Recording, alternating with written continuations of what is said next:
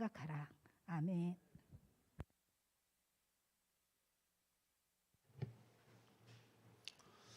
할렐루야. 또 3월의 첫째 주일, 또 거룩한 주님의 날, 함께 예배하는 모든 분들에게 주님의 은혜가 함께 하시길 축복합니다. 오늘 말씀 히브리서 12장 특별히 2절 말씀을 가지고 말씀을 나누기를 원합니다. 예수를 바라보자 라는 제목으로 말씀을 나누기를 원하는데, 저도 굉장히 개인적으로 좋아하는 그런 말씀이기도 하고요. 우리 2절 말씀 상반절 같이 읽지요. 시작. 믿음의 주요 또 온전하게 하시는 이인 예수를 바라보자. 여러분, 지난 한 주간 동안 예수님만 바라보면서 사셨나요? 그렇게 아무도 제 자신이 없게 대답을 못 하십니다. 그렇게 사신 줄로 믿습니다. 부족하지만 자신 있게 그렇습니다라고 말할 수는 없겠지만, 우리가 예수를 믿는 자로서 언제 어디서나 우리가 주님 바라보지 않고 살아가는 자들이 어디 있겠어요? 그런데 오늘 이 말씀, 이 신앙, 오직 주님만 바라보는 이 신앙이 구약에서 보면 우리 이사야 선지자를 통해서 많이 강조가 되고, 이사야 선지자도 굉장히 이 부분을 중요하게 여겼던 것 같아요. 우리 이사야서 40장 31절 읽죠. 시작. 오직 여호와를 앙망하는 자는 새 힘을 얻으리니 독수리가 날개치며 올라감 같을 것이요 다른 박질하여도 곤비하지 아니하겠고 걸어가도 피곤하지 아니하리라. 그래서 이사야서를 읽다 보면 이 앙망한다라는 표현이 많이 나와요. 그래서 찬양 가운데 주를 앙모하는 자라는 찬양도 있잖아요. 이 앙망한다는 말은 쉽게 얘기하면 바라본다는 얘기예요. 즉 하나님을 바라볼 때에 하나님께서 새 힘을 주시는 것이다. 지난 한 주간 그렇게 사셨지요. 주님을 바라볼 때, 하나님을 바라볼 때 하나님께서 새 힘을 주시고, 그죠? 독수리가 날개치며 올라감 같을 것이고 다른 박질라도 피곤하지 않고 걸어가도 피곤하지 않고 곤비치 아니하리라. 이 약속의 말씀이 우리의 말씀인 줄로 믿습니다. 여러분, 우리가 하나님 살아가면서, 이 땅에 살아가면서 어떤 사람이 지혜로운 사람인가? 오늘 말씀을 통해서 분명히 확인되는 바는 언제 어디서나 주님을 바라보는 자가 가장 지혜로운 그러한 사람인 줄로 믿습니다. 여러분, 특별히 오늘 이 말씀을 함께 나누고 싶은 이유는 지난 수요일부터 이제 4월 17일 부활주일 전날까지 사순절을 보내게 되잖아요. 우리가 주님의 고난에 동참하고 많은 교회들이 사순절에 특별 새벽 기도를 갖는데, 저희 교회는 그 40일을 온전히 갖지는 않겠습니다만 어쨌든 간 주님의 고난에 동참하고 주님의 부활을 기다리는 마음으로 우리가 어떤 마음으로 주님의 부활을 맞이해야 될까? 더욱더 우리의 중심이, 우리의 눈이 주님을 바라보는 그러한 삶이 됐으면 좋겠다 하는 마음을 가지고 이 말씀을 함께 나누기를 원하는데요. 우리가 주님을 바라보고 주님께 더 집중하기 위해서는 먼저 생각해야 될 것이 있는 건 뭐냐면, 우리가 바라보지 말아야 될 것을 바라보지 말아야 된다. 주님을 바라보기 위해서는 바라보지 말 것에 대해서 우리가 눈을 떼어야 된다는 거예요. 우리가 무엇을 바라보지 말아야 될 것인가? 첫 번째는 나 자신을 바라보지 마시기 바랍니다. 나 자신. 여러분, 우리가 나 자신을 얼마나 연약합니까? 굉장히 죄도 많고요. 유혹과 시험에 빠지기 참 쉬운 존재예요. 세상에 하는 말이 있어요. 나 쉬운 사람 아니야? 그런 얘기 하잖아요. 근데 따지고 보면 나 자신이 얼마나 쉬운 존재예요. 쉬운 존재이거든요. 그래서 우리 스스로를 우리는 절대로 구원할 수 없고 스스로는 구원을 얻을 수 없지요. 로마서 16장에 보면 그런 말씀이 있어요. 선한 데는 지혜로워야 되고 악한 데는 미련해라. 근데 우리는 거꾸로야. 선한 데는 엄청 미련하고 이 악한 데는 또 엄청 지혜로워. 그렇게 살면 안 되는데 또 그렇게 사는 것이 우리의 모습이죠. 여러분, 우리의 자신의 모습을 보면서 지난 과거에 저질렀던 실수나 과거의 실패를 바라보지 마시기 바랍니다. 왜 자꾸 낙심이 오잖아요. 볼 필요 없어요. 근데 반대로 또 과거에 내가 한때 이루었던 영화, 과거에 이루었던 성공, 또 그거 볼 거 없어요. 왜요? 또 쓸데없는 교만에 빠지기가 쉽잖아요. This too shall pass away. 이 또한 지나가리라. 나 자신에게 있었던 모든 일들은 다 지나가는 거예요. 어떻게 해요? 예수님만 바라보시길 축복합니다. 또 뭐가 있을까요? 다른 사람 볼 거 없어요. 내가 연약하고 내가 실수가 많고 내가 흠이 많으면 다른 사람도 마찬가지죠. 우리가 어쩔 수 없이 함께 살아가는 그러한 이웃이고 인간의 삶이지만 역시 마찬가지로 이 세상에 허물이 없고 실수가 없는 사람은 아무도 없어요. 우리가 예수님 믿으면서 사람 보고 믿으면 다 경험하시잖아요. 사람 보고 믿으면 뭐예요? 그저 실망하고 상처 받는 일들이 얼마나 많아요. 그래서 뭐 찬양에도 있지만 사람을 보며 세상을 볼 때, 그죠? 사람을 보며 세상을 볼 땐 만족함이 없었네. 나의 하나님 그분을 볼 땐 나는 만족하겠네. 이게 진리예요. 제가 새벽에 기도할 때 이 찬양 많이 불러요. 사람을 보며 세상을 볼 땐 만족하면 나의 하나님 그분을 바라볼 때 그때의 만족함이 있는 것이겠죠. 여러분 절대로 믿지 마십시오. 사람 믿지 마십시오. 대신 사랑하십시오 라는 말 들어보셨지요? 오죽했으면 그런 얘기가 있었겠어요. 다른 사람을 바라보는 사람의 특징이 있어요. 그게 뭐냐면 자꾸 단점이 보여요. 목사님, 저는 다른 사람 보지 않습니다. 하나님만 바라봅니다. 그런데 만약 그런 분들 가운데 자꾸 다른 사람의 단점이 보이면 그건 다른 사람을 보고 있는 거예요. 다른 사람을 의지하고 있는 것이죠. 그래서 그런 게 보이면 또 스스로 시험에 빠져요. 제 발에 걸려 넘어질 수밖에 없어요. 여러분, 다른 사람 보지 마십시오. 주님 보시길 축복합니다. 세 번째로 뭘 보지 말아야 될까요? 세 번째로 환경, 상황을 보지 마십시오. 이 환경, 상황을 보고 실수했던 사람이, 대표적인 사람이 바로 베드로잖아요. 베드로가 예수님이 물 위로 걸어오신 걸 보고 호기롭게 거룩한 욕심이 생긴 거예요. 나도 물 위를 걷고 싶습니다. 주님은 예수님을 바라볼 때는 베드로도 그 물을 저벅저벅 걸어갔어요. 그러다가 예수님에게서 시선이 어디로 가요? 파도에 가는 거예요. 폭풍에 가는 거예요. 그때 갑자기 베드로가 물속에 쑥하니 빨려 들어가게 되는 것이죠. 네, 우리도 마찬가지예요. 우리 삶 가운데 있는 수많은 환경과 그러한 처지들 가운데 우리가 끊임없이 빨려 들어가는 우리의 모습을 보죠. 지금이 참 이 세상이, 지금 우리가 지금 현재 우리 박장님 기도하셨지만 난리죠. 난리. 대통령 선거한다고 오늘도 집사람 제 아내하고 오면서 그 선거 벽보 보면서 며칠 있으면 이 벽보도 떨어지겠구나 서로 얘기를 했는데, 지금 대통령 선거는 서로 그냥 잡아먹지 못해서 이게 4분 오열돼서 이 국민들이 싸워요. 정치가 뭔지. 교회에서 절대 목사가 하지 말아야 될 말이 있어요. 그게 강단에서 정치 얘기하는 거예요. 저도 아주 금기어입니다. 정치 얘기 안 합니다. 하고 싶지도 않고. 이게 말이 안 돼요. 지금 또 저 지구 반대편에 러시아가 전쟁을 일으키고 우크라이나가 쑥대밭이 됐어요. 많은 사람들이 죽어가고 있죠. 난리예요. 또 다른 나라만 난리인가요? 저기 동해에, 강릉에 지금 산불이 나가지고 지금 가장 심각한 심각 단계를 발령했어요. 전국이 불바다가 될 수 있다라고 하는 그런 판단을 하게 된 거죠. 지금 3일 됐죠.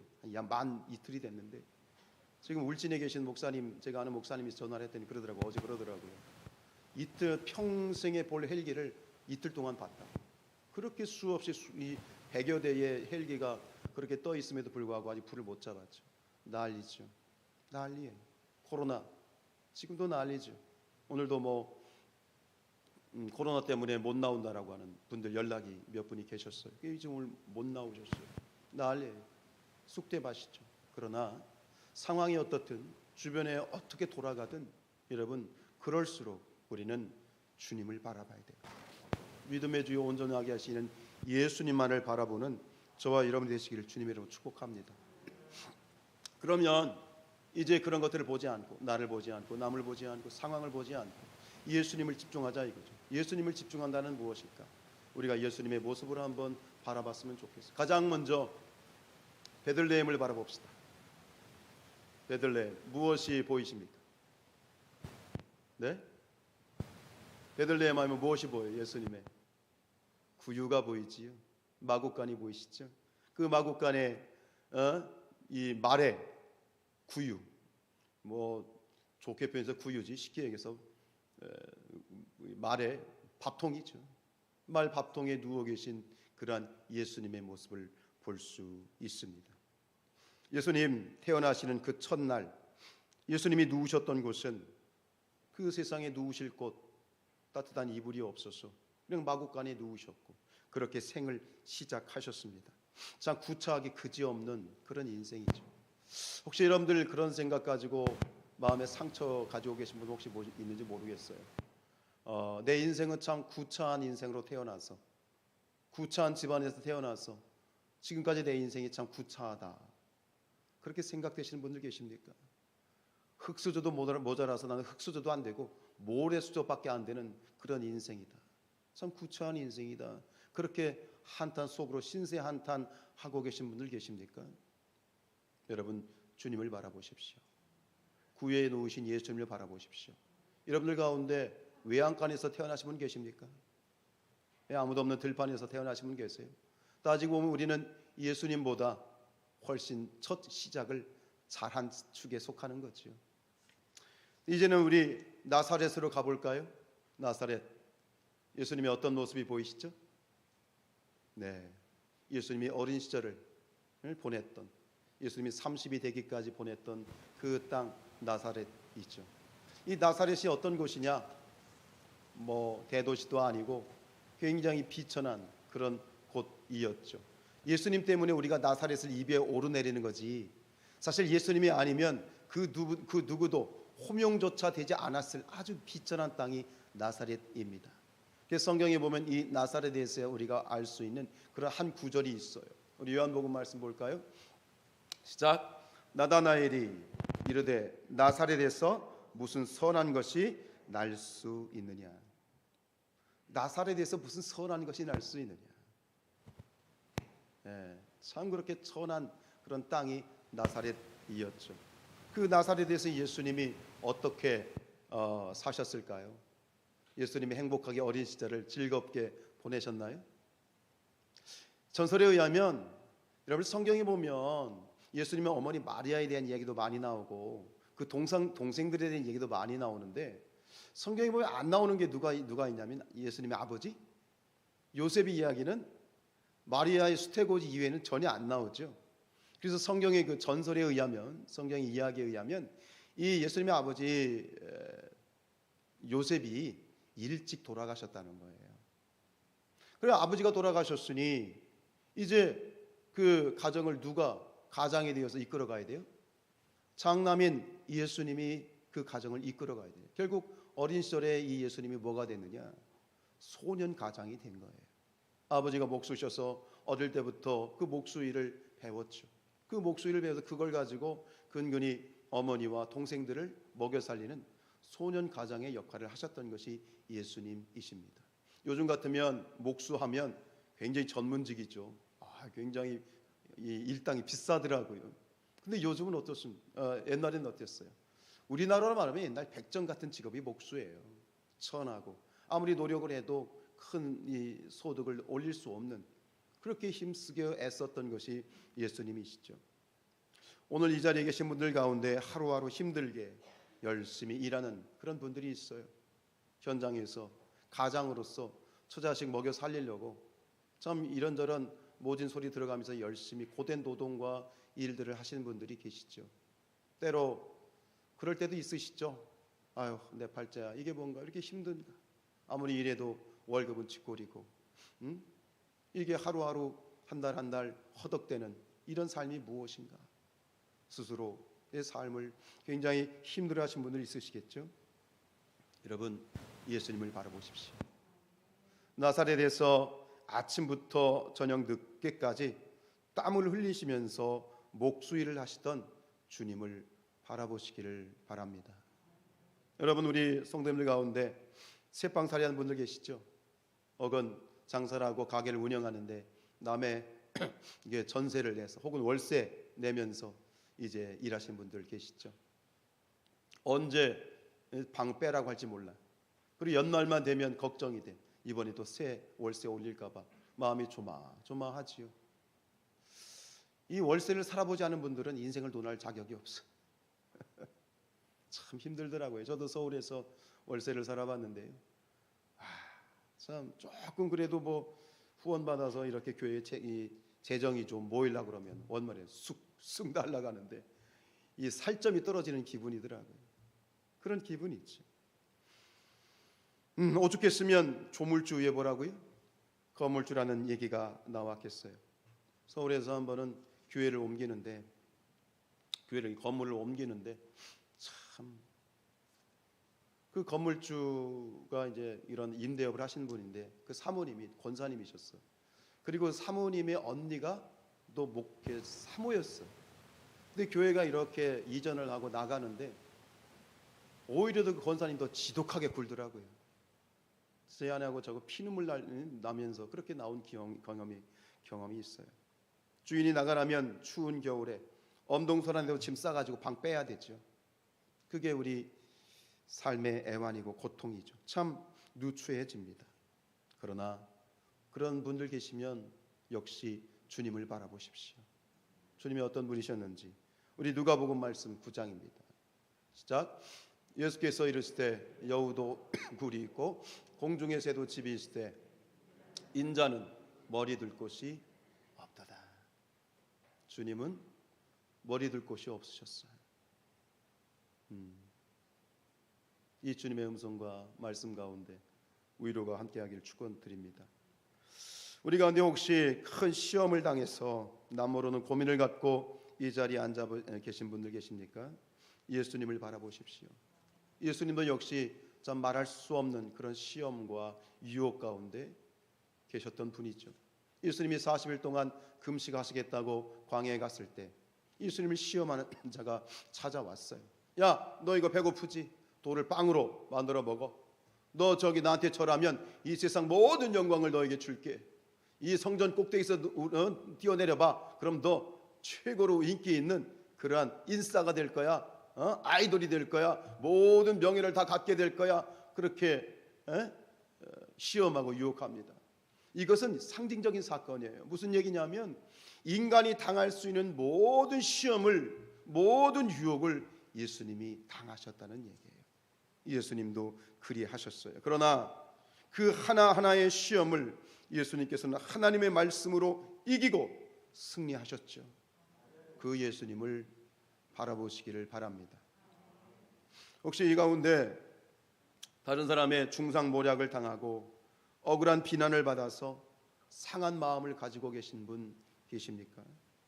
역시 예수님을 바라보십시오. 예수님이 어떠셨어요? 예수님 죄 하나 없으신 분이에요. 근데 사람들이 왜 이렇게 예수님을 중상하고 모략하고 예수님을 비난하는지요? 예수님이 귀신을 쫓아내셨어요. 그러나 사람들이 한다는 얘기가 뭐예요? 야, 저 사람이 귀신을 쫓아내는 것은 예수 안에 더 큰 귀신이 있어서 귀신을 쫓아내는 거야. 이렇게 모략을 하는 거예요. 저 사람은 근본도 없는 사람이야. 저 천한 나사렛에서 태어나서 아무것도 모르고 어쩌다 저렇게 튀는데 근본도 없고 아무런 저기도 없고 율법도 없고 하나님 무시하고 신성모독하는 나쁜 놈이야. 온갖 비난이란 비난, 심지어 살해 위협까지 받으셨죠. 온갖 중상과 모략을 다 예수님도 받으셨어요. 그래도 예수님 그들에 대하여 분노하지 않으셨어요. 대적하지 않으셨어요. 기도하시면서 잘 이기시고 참아내셨죠. 예수님을 바라보십시오. 혹시 여러분 여기 어떤 사람과의 관계 가운데 피차, 오해가 있어서 속으로 그런 생각하신 분 계십니까? 저 사람 나한테 인사도 안 하는데 내가 저 사람에게 먼저 가서 인사할 필요 있나? 혹은 그런 좀 마음에 뒤틀린 마음 가지고 계신 분 계시다면 이 시간 예수님을 보십시오. 예수님이 제자들의 발을 씻기시는데 대야에 물을 떠놓고 수건을 허리에 동이고 그 더러운 발을 다 먼저 씻어 주셨죠. 그리고 난 다음에 예수님이 이렇게 말씀하셨어요. 요한복음 말씀이죠. 시작. 내가 주와 또는 선생이 되어 너희 발을 씻었으니 너희도 서로 발을 씻어주는 것이 옳으니라. 혹시 이 가운데 여러분 친구에게 혹은 누군가에게 배신을 당한 분 계십니까? 참 배신의 감정이라는 거 참 힘든 감정입니다. 배은망덕할 뿐만 아니라 선을 악으로 갚는 참 그런 인간 같지도 않은 그런 사람을 만나서 마음에 깊은 어려움 가지고 계신 분 계신가요? 주님을 바라보십시오. 예수님도 말할 수 없는 배신 당하셨죠. 3년 동안 동고동락하면서 하늘나라의 천국 복음과 귀한 진리를 다 가르쳤는데 결국 한다는 짓이 중무장한 군인들을 이끌고 와서 맨 선두에 서서 예수님 앞에 오지 않습니까? 누가요? 가룟 유다가 그렇죠. 맨 선두에 서서 찾아와서는 아주 가증스러운 얼굴로 웃으면서 예수님께 입을 맞추죠. 인사를 합니다. 근데 그 순간에도 예수님은 그 가룟 유다를 친구라고 불러 주셨습니다. 여러분, 주님을 바라보십시오.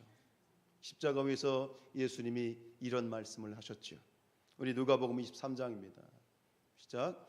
이에 예수께서 가라사대 아버지여 저희를 사하여 주옵소서 자기 하는 것을 알지 못함이니라. 예수님을 바라보십시오. 십자가 위에서 말씀하신 이 예수님의 얼굴과 그 음성을 들으십시오.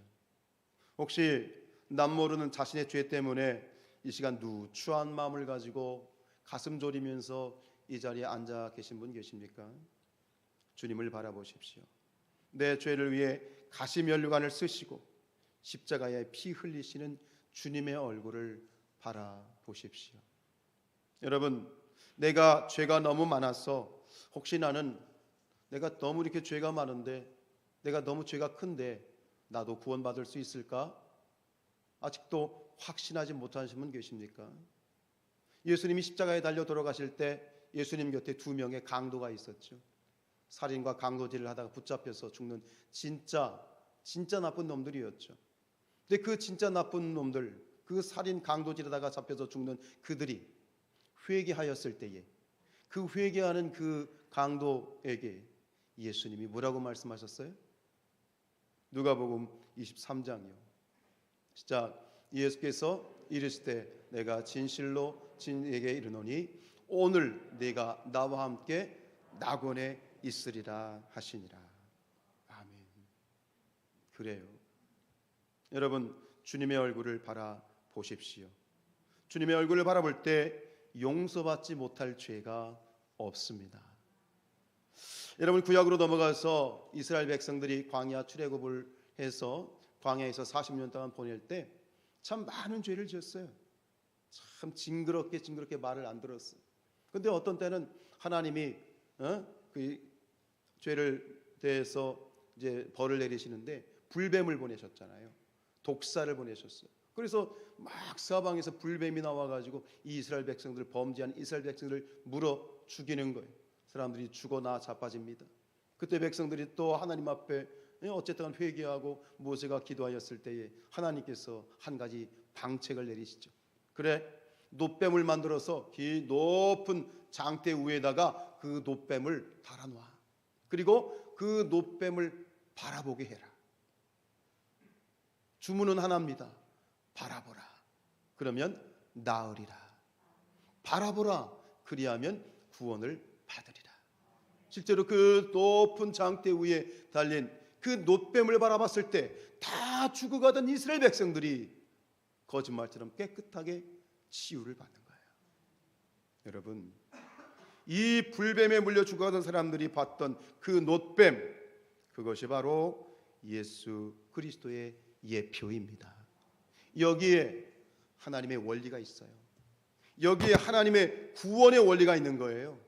다른 거 없어요. 바라보는 거예요. 주님을 바라보는 거예요. 주님을 바라볼 때 그 어떤 흉악한 죄를 지었어도 다 구원을 받는 것이고, 주님을 바라볼 때 어떤 상황과 처져 있다 할지라도 하나님이 우리를 건져 주시는 것이다. 오늘 말씀 다시 한번 1조 2절 말씀 다시 한번 읽겠습니다. 시작. 믿음의 주요 온전하게 하시는 이인 예수를 바라보자. 생각해 보면 상상을 해봤어요. 혹시 사람들 중에 그 장대 위에 달린 놋뱀을 보면 산다고 그랬는데, 뭔 소리요? 말도 안 되는 소리 하지 마. 그리고 이 놋뱀을 보지 못하고 그 놋뱀을 바라보지 못하고 죽어간 사람도 있지 않았을까 하는 생각이 들어요. 그저 하나님의 주문은 하나예요. 바라보라는 거예요. 믿음의 주요 또한 온전하게 하시는 이인 예수님을 바라보라는 거예요. 이건 할 수 있으시겠죠? 이건 할 수 있으시겠죠? 그렇게 사십시다. 그렇게 사십시다. 여러분, 이제 본격적으로 봄이 된 것 같아요. 어제 오늘 좀 쌀쌀하지만 이번 주말이 되면 이제 최저 기온도 영상으로 돌아가더라고요. 바깥에 모든 그러한 이 만물이 생동을 하고 풀과 나무들이 이제 새순이 돋는데, 이 봄날에 봄동산의 풀과 나무들이 어떻게 자랍니까? 네, 풀과 나무들이 태양을 바라보면서 성장하는 거예요. 태양을 바라볼 때 성장하는 거예요. 햇빛을 바라보는 가운데 예쁜 꽃이 피고, 햇빛을 쬐는 가운데 햇빛을 바라볼 때에 가을이 되면 탐스러운 열매를 맺게 되어지는 것이죠. 역시 우리의 인생도 마찬가지죠. 우리의 신앙도 마찬가지죠. 우리의 영혼과 육신도 태양 되시는 예수님을 바라보고 태양 되시는 하나님을 바라볼 때 우리가 성장해 나갈 수 있는 것이다. 우리가 커가는 것이죠. 여러분, 나 자신을 바라보고 사람을 바라보고 환경을 바라보면 절대 우리는 성장할 수 없어요. 오직 주님을 바라볼 때 성장할 수 있는 거예요. 바라보기만 해도 우리가 크는 거예요. 바라보기만 해도 우리가 영걸어가고, 바라보기만 하고 있어도 주님이 내 안에 들어오셔서 내 안에 사시고 나와 동행하시는 거예요. 하나예요. 바라보는 것이죠. 사랑하는 여러분, 우리 인생의 선배들을 보면 이 예수님을 바라보다가 인생이 완전히 뒤바뀐 사람들이 굉장히 많아요. 우리가 평화의 기도라고 하는 유명한 찬양이 있잖아요. 시가 있잖아요. 아시시의 성 프란시스가 그 작은 그러한 예배당, 성 다미안의 작은 예배당에서 십자가를 바라보다가 그 십자가 위에 달리신 예수님의 얼굴을 보게 돼요. 그 예수님의 얼굴을 가만히 보고 있다가 그의 인생이 완전히 바뀌었다는 거 아니에요. 모라비안 교를 만든 창시한 이 진젠도르프 백작이라는 사람이 예수님의 그 십자가에 달리신 예수님의 얼굴을 가만히 바라보고 있다가 주님을 만나고 그가 새로운 모라비안 신앙을 만들게 되어진 것이죠. 사랑하는 여러분, 주님을 바라보십시다. 병든 때에만 바라보는 것이 아니라 우리가 튼튼할 때도 예수님을 바라보십시다. 그래야 시험에 빠지지 않습니다. 여러분, 우리가 슬플 때만 주님을 바라보는 것이 아니라 기쁠 때도 주님을 바라보고, 내가 실패할 때만 주님을 바라보는 것이 아니라 성공할 때도 주님을 바라보십시다. 내가 살아있을 때도 주님을 바라보고 죽었을 때도 주님을 바라보고 언제 어디서나 믿음의 주요 온전하게 하시는 이인 예수 그리스도를 바라보는 그런 저와 여러분의 삶이 되시기를 주님의 이름으로 축원드립니다.